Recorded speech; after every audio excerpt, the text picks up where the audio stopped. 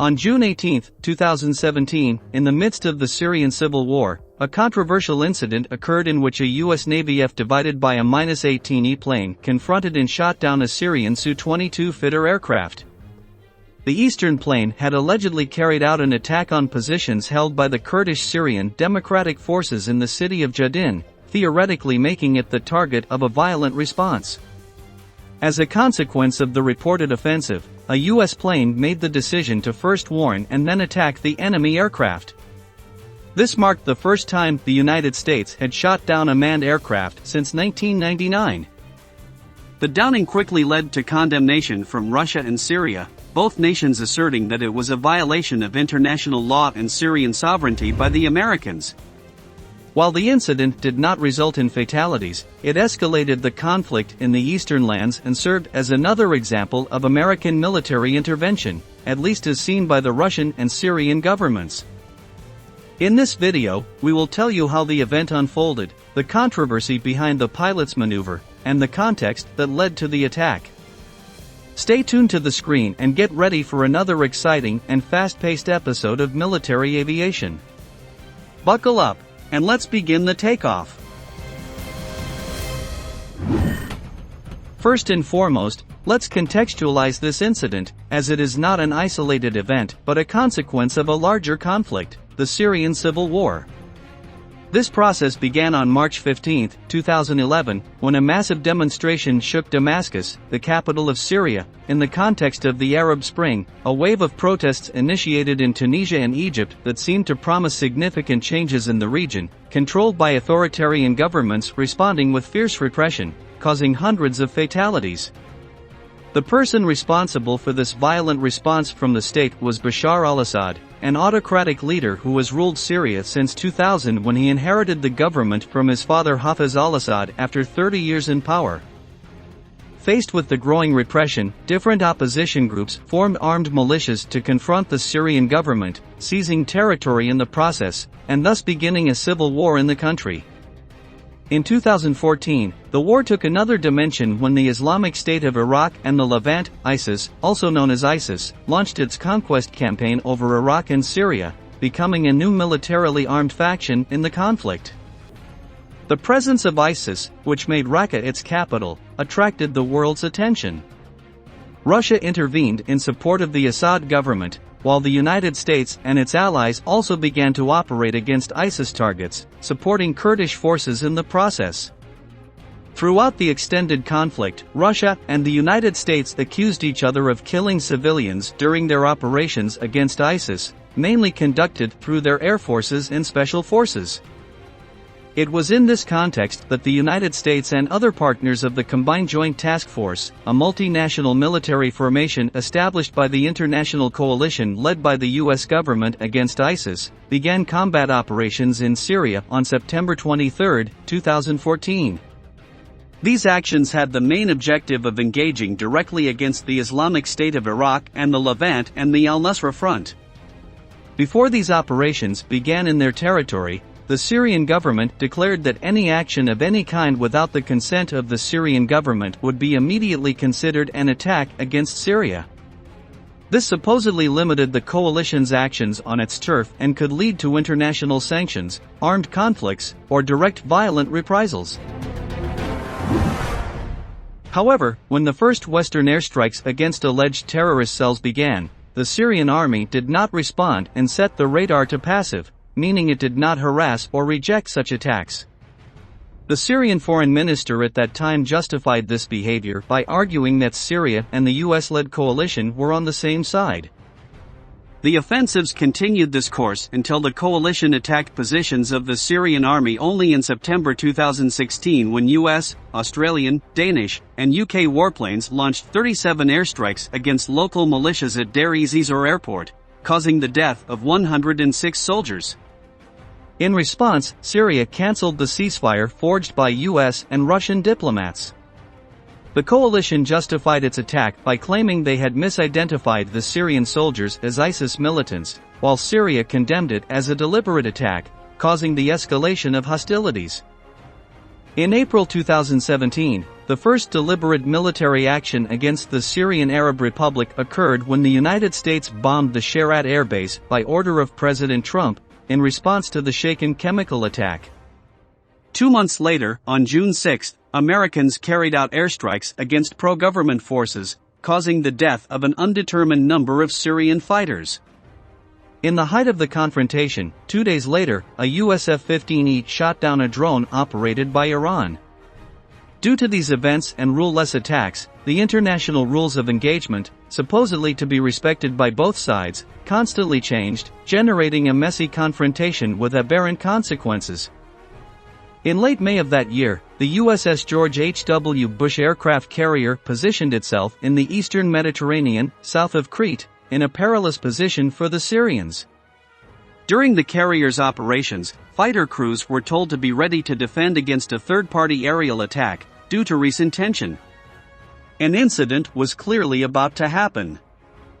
On the morning of June 18, 2017, Syrian government forces attacked the positions of their adversaries, the Syrian Democratic Forces or SDF, in Jadin.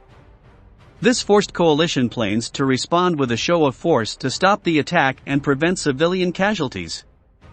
After their pre-mission briefing, the F divided by a -18E pilots, Lieutenant Commander Michael Mob Tremmel and his wingman Jeff Kruger, were sent as the second wave of carrier aircraft to Syria that day. Alongside Tremmel and his wingman were 2 more F divided by a -18C piloted by William Vwillet and Stephen Gasecki. The pilots aboard the George H.W. Bush, who had already carried out several airstrikes against ISIS targets in Syria recently, were ready to take action. The 4 fighters took the northern route along the coast of Syria through the Russian and Turkish air defense zone, heading towards the city of Raqqa. Once over the city, they established communication with the Joint Terminal Air Controller on the ground just south of Al-Tabqa. They entered close air support above the controller and stood by for the Allied SDF forces, fighting on the ground, to call for reinforcements, giving the green light for the attack. However, at that moment, a threatening Russian Su-27 appeared and began flying over the area. Tremmel, who was having issues with his orientation capsule, began tracking the Russian plane, in addition to checking his radar for more threats while the other 3 remained in close air support mode. Suddenly, another aircraft appeared on his radar moving and approaching rapidly. The American pilot, believing it to be a potential threat, maneuvered to intercept it and identified it as a Syrian Air Force Su-22 Fitter. After identification, Tremmel radioed an airborne command and control post, sending warnings to the Syrian aircraft to divert its course. With no response and seeing that the Su-22 continued with its mission, Tremmel flew over the Fitter's canopy and fired warning flares. When this action also failed to persuade the enemy aircraft, the Su-22 was within range of friendly forces on the ground. The tension was unbearable in the air, and at 6:43 p.m. local time, the Syrian planes skillfully descended and dropped munitions on SDF fighters in the city of Jadin, causing a significant number of injuries. Following the established rules of engagement, the American pilot locked onto the enemy aircraft with an AIM-9 Sidewinder and fired. The Su-22, with great skill, released flares and successfully evaded the missile. However, Tremmel managed to reacquire the enemy aircraft and quickly fired another missile, this time an AIM-120 AMRAAM at the Syrian plane, successfully hitting it and exploding at the rear of the aircraft. The Su-22 began shaking violently as it spiraled out of control to the ground. Captain Ali Fahd, the pilot of the Syrian aircraft, successfully ejected before the plane exploded and activated his emergency transponder. He would ultimately be found alive in the village of Shuwayhat by his government forces the next day. However, the story in the air was not over yet.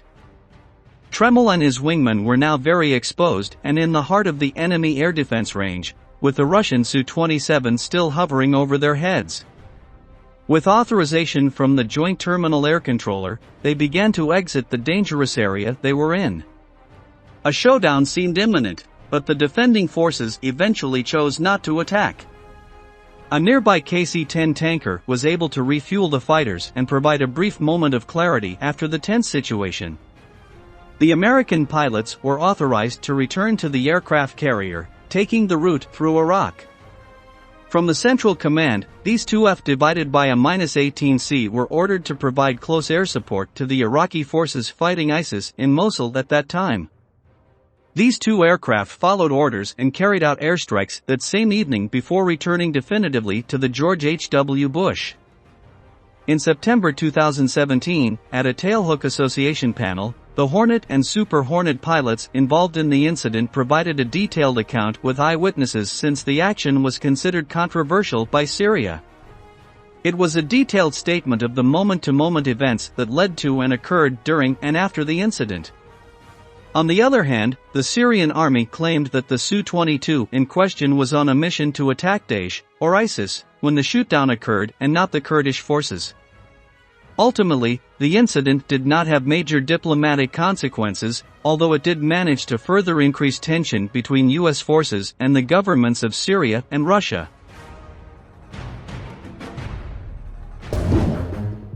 Since then, the conflict remains latent, with truly scandalous numbers of civilian and military deaths for the international community. Despite the passage of years, the Syrian Civil War seems to continue endlessly with no prospects of change, although dialogues between the government and opposition persist through the Syrian Constitutional Committee sponsored by the UN.